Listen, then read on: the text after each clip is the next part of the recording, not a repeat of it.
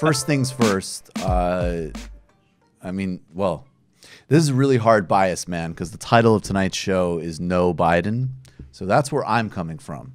Where are you coming from with Joe Biden? In regards to Joe Biden? Yeah. I don't know. I mean, if you'd asked me a year ago, I probably would have said, I really don't want him to run because I'm worried that we could have a repeat of 2016, that he would, significantly lower the chance that Biden might get elected, or that Bernie might win the primary. But honestly, we had a conversation on the Young Turks Power Panel like 2 Fridays ago about whether it even matters. Mm-hmm. And at this point, I'm honestly not convinced that he will actually make that much of a splash if he does enter the primary, which it seems likely that he will. What's your thinking? Explain why you don't think he will. I mean, he leads in all the polls. Why do you think it amounts to nothing?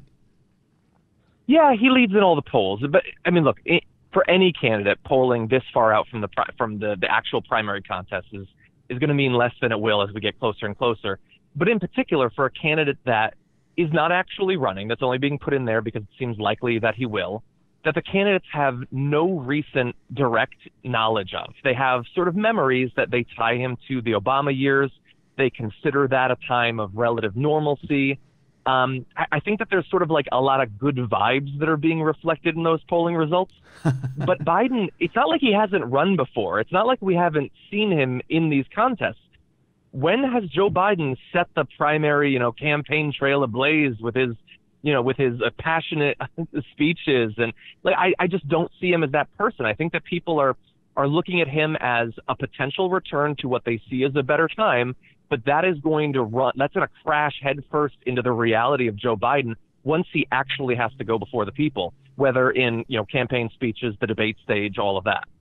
What's interesting to me about him, and that like this show is pretty history oriented, and I'm always trying to, even if like we're doing a shorter segment, set the context, and then there's the illicit histories and all of that. And one of the things that's appealing about Biden is that because he goes back to the 70s and because he's been part of every single bad tendency in the modern Democratic Party, from from making the plays to like racist sentiments around busing in the 70s, to moving and being, actually going back to the 70s too, also like extremely anti-corporate, extremely pro-corporate, fighting Ted Kennedy on trust busting, being the senator for the credit card industry, voting for NAFTA, writing the crime bill, promoting all sorts of horrific policies overseas, first and foremost the invasion of Iraq, but also a major part of the drone program in the Obama era.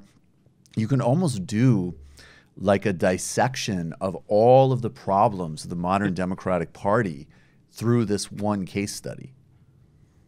Yeah. I'm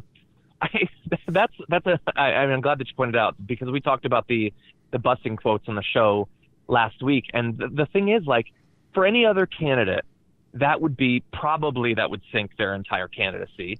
And it would certainly be like the standout, I can't believe they said this thing.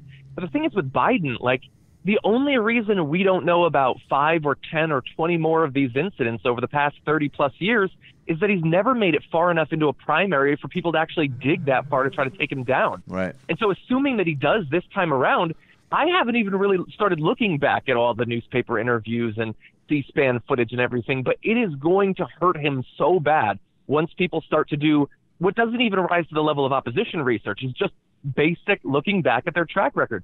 There's only 2 candidates that are going to be running that have has this history that spans literally decades. We know what Bernie's history is. There's not a lot there to sink him, but with Biden, it is just landmines as far as the eye can see.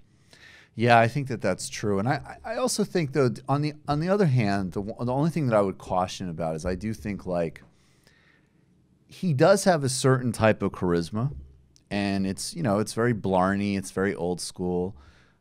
I think sometimes that, and don't get me wrong, I think it's going to be incredibly hard for him just because there's so many landmines in almost every key area, from social to economic to foreign policy. But I also think that potentially in our circles, we're underestimating how much a broad base of people who might vote in a Democratic primary might just be like, well, we really you know, we like President Obama. Joe Biden's, you know, kind of likable. He's good on TV. He's certainly going to be, even though, again, another awful thing about his record is he actually offered to cut Medicare and Social Security under Obama. But today he made like a very effective old line kind of center-left case about tax cuts versus spending cuts. We might be underestimating his broader appeal outside of our ecosystem. That's really my only concern. I mean, it's certainly possible. Like, every time I try to make any prediction about an election, I caution people that my elections are absolute trash. And it's mainly because although I'm well-read in this area, I always overestimate people. And that causes like, I'm one of the only people that were commenting during the 2016 election that is not now claiming that I predicted that Trump would actually in the end win it all. I said that he wouldn't, and I was dead wrong. Everyone else they were right on the ball from the very beginning, which is sort of weird in hindsight. But yeah, it's true. The thing is, though, I would say that even if Biden isn't torpedoed by his past, not just like speeches that he's given, but co-authoring the crime bill, like being like dead wrong, like he's basically going to be the only person running that voted for the Iraq war. That's going to play really well in the debate stage. The thing is, even if he gets past that, if you want that sort of, you know, nothing too radical, I'm scared of socialism, that sort of like regular center-left Democrat thing, there's going to be so much competition in that area. And why wouldn't he in the end be taken down by a Kamala Harris or a Cory Booker or a Gillibrand or another person who has that same sort of appeal to a return to a time that seemed more sane, but doesn't have all of that baggage, is younger to boot, you know, all of that.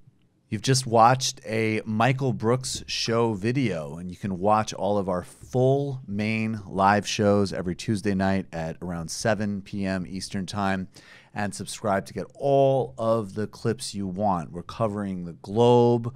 We're focusing on international relations, the intellectual dark web. We're having fun. We're doing deep dives with a lot of amazing guests. Of course, become a patron for the whole thing at patreon.com/TMBS, or subscribe to this YouTube channel and help us keep growing and get that content out there. Subscribe below.